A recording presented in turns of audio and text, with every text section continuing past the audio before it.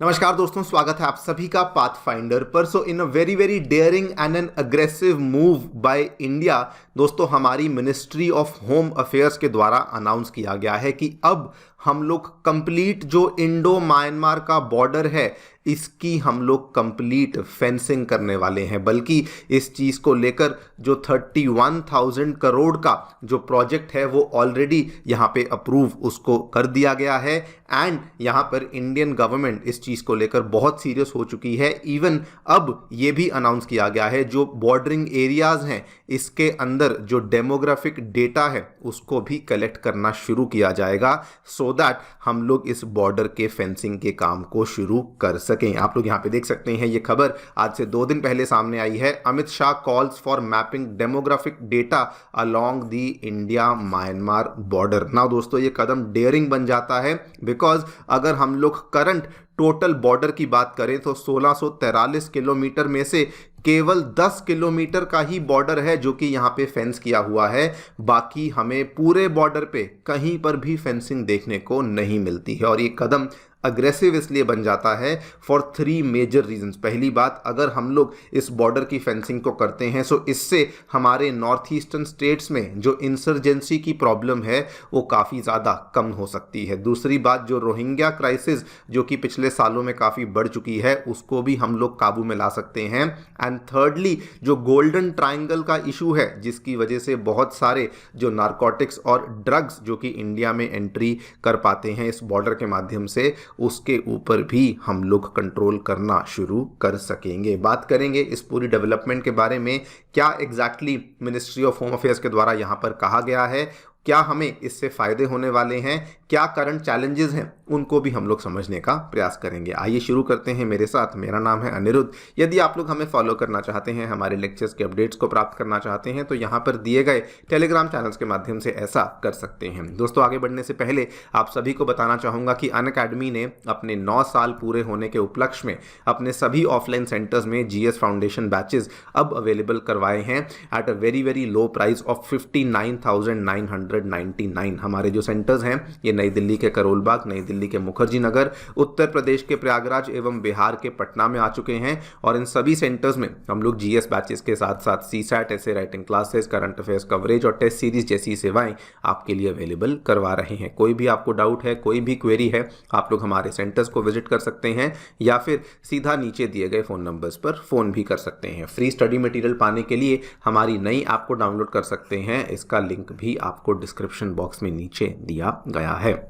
All right, so directly coming to the news, क्या देखने को मिला है रिसेंटली। हमारे जो यूनियन होम मिनिस्टर हैं श्री अमित शाह जी, उन्होंने, बल्कि जस्ट अभी सैटरडे की ही बात है, उन्होंने 2 बातों का ऐलान किया। पहले तो उन्होंने कहा कि हम लोग जो कंप्लीट इंडिया म्यांमार बॉर्डर है जिसकी लेंथ ऑलमोस्ट 1643 किलोमीटर की है, हम लोग उसकी कंप्लीट फेंसिंग करने वाले हैं, जिसमें कि सेंट्रल गवर्नमेंट के द्वारा 31,000 करोड़ के प्रोजेक्ट को यहाँ पर अप्रूवल दे दिया गया है। एंड साथ में उन्होंने ये भी कहा है कि हम लोग इस मैपिंग के पहले हम लोग बॉर्डर के आसपास के डेमोग्राफिक डेटा की भी मैपिंग करने वाले हैं। जो जनसंख्यायिक डेटा है उसको भी हम लोग समझने वाले हैं, सो दैट जो यहाँ पर हम लोग बॉर्डर की फेंसिंग है उसको अप्रोप्रिएटली कर सकें और कहीं ऐसा ना हो कि हमारी बॉर्डर की फेंसिंग की वजह से जो फैमिलीज़ हैं वो अलग अलग बॉर्डर के इस तरफ रह जाएं, कुछ उस तरफ रह जाएं। एंड इसीलिए जो डेमोग्राफिक डेटा की मैपिंग है उसको भी अब इंडिया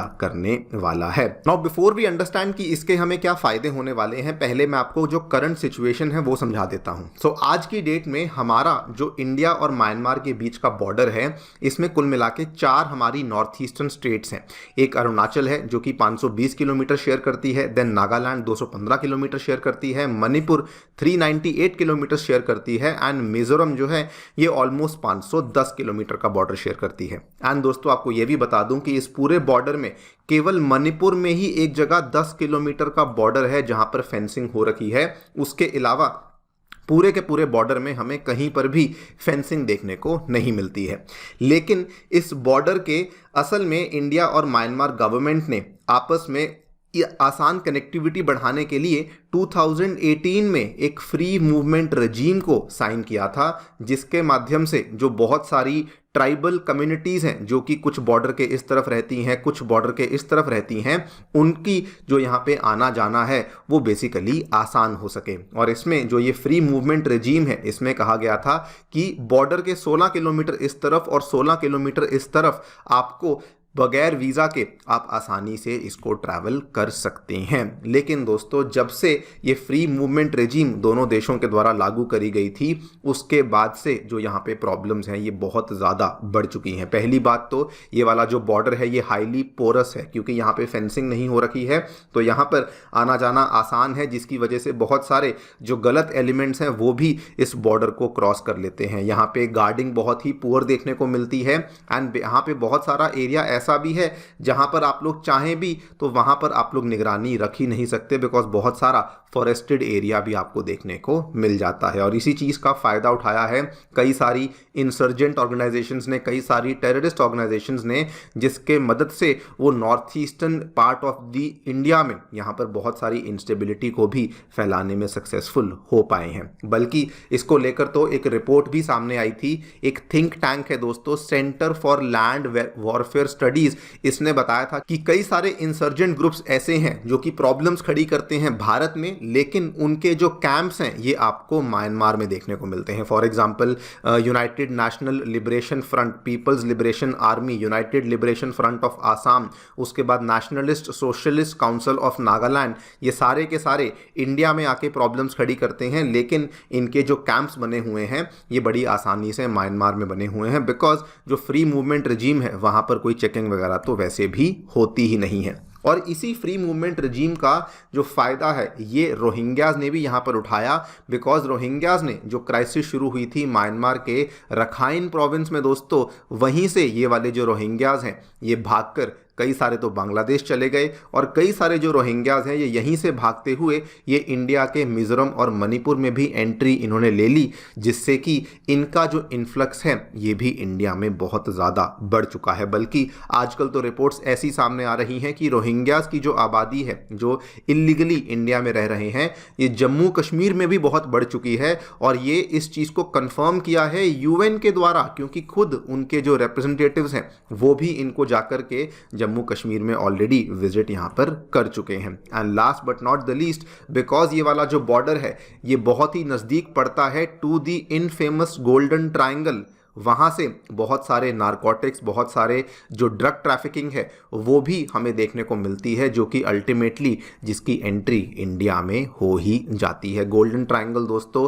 इसमें म्यांमार, लाओस और थाईलैंड ये 3 कंट्रीज आती हैं, जो कि दुनिया का एक बहुत ही बड़ा हब है ड्रग ट्रैफिकिंग का, नारकोटिक सब्सटेंसेस का, जो कि ultimately like I told you India के अंदर यहाँ से एंट्री ले पाते हैं। नाउ इसी के चलते बिकॉज ये बहुत सारे चैलेंजेस थे, इंडिया ने डिसाइड किया कि हमें इसकी जो फेंसिंग है इसको यहाँ पर करनी ही चाहिए। अब इसके बेनिफिट्स क्या होंगे? तो इसके बेनिफिट्स ऑलमोस्ट ये मान लीजिए कि जितनी भी स्टेट्स हमारी बॉर्डर करती हैं उन सभी को बेनिफिट्स होने वाले हैं। अगर मैं मणिपुर की बात करूं, पिछले लगभग 1.5 साल से ज़्यादा हो चुका है मणिपुर की प्रॉब्लम्स अभी तक सॉल्व नहीं हुई हैं। हम सभी जानते हैं कि बहुत सारे जो कुकी मिलिटेंट्स हैं वो वहाँ पे प्रॉब्लम्स खड़ी कर रहे हैं, एंड ये भी ओपन रिपोर्ट्स हैं कि जो कुकी मिलिटेंट्स हैं उनकी जो कुकी नेशनल आर्मी है ये कहीं और से नहीं बल्कि ये म्यांमार से ही ऑपरेट करती है, और ये वहीं से ऑपरेट करते हुए ये वहीं से इंडिया के अंदर एंट्री करते हैं, वहीं से आकर के ये मणिपुर में जो भी इंस्टेबिलिटी है उसमें योगदान करते हैं। अगर मैं नागालैंड की बात करूं, वो भी दोस्तों वहां पर भी अगर आपने देखा होगा रिसेंटली खबर भी सामने आई थी, नागालैंड का जो बहुत ही बड़ा इंसर्जेंट ग्रुप है National Socialist Council of Nagaland, Isaac Muivah इसका जो फैक्शन है, इन्होंने रिसेंटली चेतावनी दी भारत को कि हम लोग 27 ईयर ओल्ड सीज फायर को ख़त्म कर देंगे। और यहाँ पर भी बड़ा क्लियर था कि ये सारी प्लानिंग खुद नहीं कर रहे, कहीं ना कहीं इनको चाइना से मदद मिल रही है।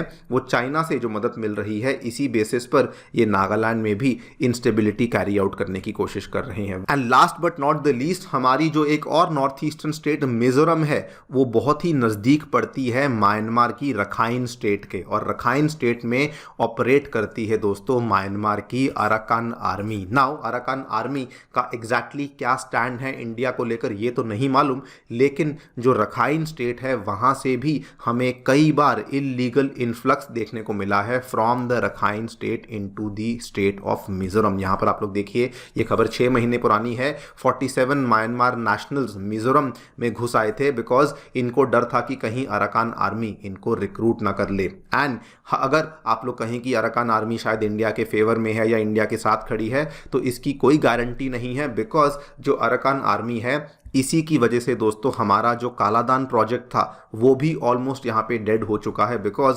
रखाइन स्टेट में एक जगह है पलेटवा के नाम से, उस पलेटवा की जगह को अराकान आर्मी ने कैप्चर कर लिया था एंड तब से लेकर अब तक हमारा जो कालादान प्रोजेक्ट है वो वहाँ पर ऑपरेशनल हो ही नहीं पाया है। सो ओवरऑल अगर आप देखें जितनी सारी प्रॉब्लम्स यहाँ पर चल रही हैं नॉर्थ ईस्ट में, अगर इस बॉर्डर की फेंसिंग करी जाती है तो ये डेफिनेटली एक बहुत ही बड़ा कदम होगा जिससे कि हम इन प्रॉब्लम्स को सॉल्व करने की शुरुआत एटलीस्ट कर पाएंगे। आप लोग क्या सोचते हैं हमें डेफिनेटली बताएं कमेंट सेक्शन में। Thank you so much for listening, stay tuned.